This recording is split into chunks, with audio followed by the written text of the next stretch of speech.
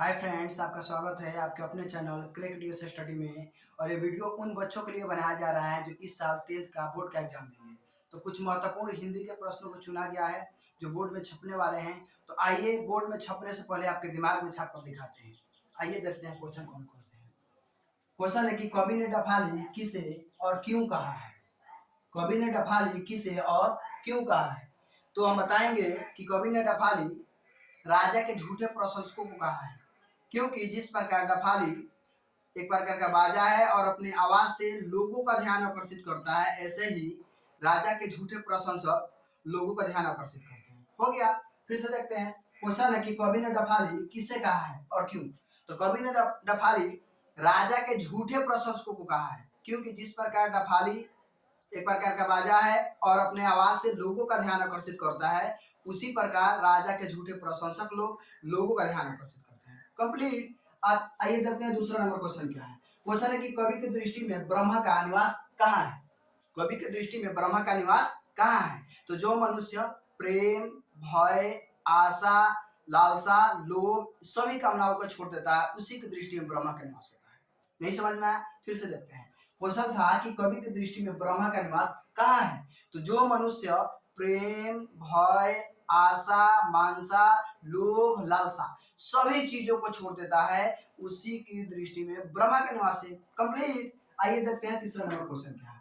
Question है कि बेटे के लिए अंगवा क्या है। बेटे के लिए अंगवा क्या है और क्यों। तो हम बोलेंगे कि बेटे के लिए अंगवा मनोरंजक वर्णमाला का अक्षर न होकर मनोरंजक का साधन है। बेटे के लिए अंग वर्णमाला का अक्षर न होकर मनोरंजक का साधन है, क्योंकि जब उसे अंग लिखने नहीं आता है तो वह ड को अपने माँ को बताता है और उस बिंदु को अपने आप को बताता है। कंप्लीट। फिर से देखिए। क्वेश्चन था कि बेटे के लिए अंग क्या है और क्यों। तो हम बोलेंगे कि बेटे के लिए अंग वर्णमाला का अक्षर न होकर मनोरंजक का साधन है, क्योंकि जब उसे अंग लिखने नहीं आता है तब वह ड को अपनी माँ को और एक बिंदु को अपने आप को बताता है। कंप्लीट है।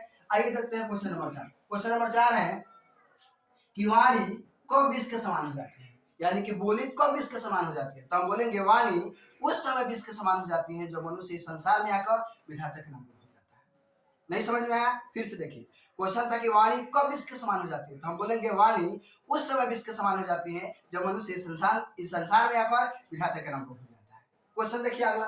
क्वेश्चन नंबर अगला है 5वां कि हरि रस से कवि का क्या अभिप्राय है।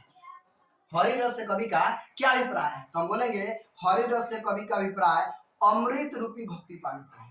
अमृत के जैसा भक्ति पान हो गए हैं, जिसे मनुष्य मरकर भी अमर कहलाता है। नहीं समझ में आया? फिर से देखिए। क्वेश्चन था कि हरि रस से कवि का क्या अभिप्राय है। तो हम बोलेंगे हरि रस से कवि का अभिप्राय अमृत रूपी भक्ति पान हो गए हैं, जिसे मनुष्य मरकर भी अमर कहलाता है। कंप्लीट हो गया। आइए देखते हैं क्वेश्चन नंबर 6। क्वेश्चन नंबर 6 है कि बिरजू महाराज अपने सबसे बड़ा जज किसे मानते थे। किससे मानते थे। हम बोलेंगे बिरजू महाराज अपने सबसे बड़ा जज अपनी अम्मा को मानते थे। वे जब भी नाचते थे तो अपनी अम्मा के सामने नाचते थे, और जब वो गलत नाचते तो माँ उनको सही बताती, और जब वो सही नाचते तो बोलते तुम बिल्कुल पिताजी की तस्वीर। एक बार फिर से देखिए। क्वेश्चन था कि बिरजू महाराज अपने सबसे बड़ा जज किसे मानते थे। तो हम बोलेंगे बिरजू महाराज अपने सबसे बड़ा जज अपनी अम्मा को मानते थे। वे जब भी नाचते थे तो अपनी अम्मा के सामने नाचते थे, और जब गलत नाचते तो माँ उनको सही बताती, और जब सही नाचते तो बोलती तुम बिल्कुल पिताजी की तस्वीर हो गया। अगला क्वेश्चन देखिए 7वां नंबर क्या है कि देवनागरी लिपि में कौन कौन सी भाषाएं लिखी जाती है। देवनागरी लिपि में कौन कौन सी भाषाएं लिखी जाती हैं। तो हम बोलेंगे देवनागरी लिपि में हिंदी, संस्कृत, मराठी, नेपाली इत्यादि भाषाएं लिखी जाती हैं। कंप्लीट हो गया। क्वेश्चन था कि देवनागरी लिपि में कौन कौन सी भाषाएं लिखी जाती है। तो हम बोलेंगे देवनागरी लिपि में हिंदी, संस्कृत, मराठी, नेपाली इत्यादि भाषाएं लिखी जाती हैं। अगला क्वेश्चन देखिए। अगला क्वेश्चन है कि अभिनव क्या है और यह कहाँ अवस्थित है। तो अभिनव क्या है, तो इसका आंसर सुनिए। अभिनव रोम नदी के किनारे बसा हुआ एक पुराना शहर है जो कभी पोप की राजधानी कहलाता था। नहीं समझ में आया? फिर से समझिए। अभिनव रोम नदी के किनारे बसा हुआ एक पुराना शहर है जो कभी पोप की राजधानी कहलाता था। और यह कहाँ अवस्थित है। तो यह दक्षिण फ्रांस में अवस्थित है। कहाँ अवस्थित है। तो दक्षिण फ्रांस में अवस्थित है। पूरा क्लियर कर देते हैं। क्वेश्चन था कि अभिनव क्या है और यह कहाँ अवस्थित है। तो अभिनव रोम नदी के किनारे बसा हुआ एक पुराना शहर है जो कभी पोप की राजधानी कहलाता था, और यह दक्षिण फ्रांस में अवस्थित है। कंप्लीट। आइए देखते हैं 9वां नंबर क्वेश्चन है क्या है देवनागरी लिपि के अक्षरों में स्थिरता कैसे आई। देवनागरी लिपि के अक्षरों में स्थिरता कैसे आई।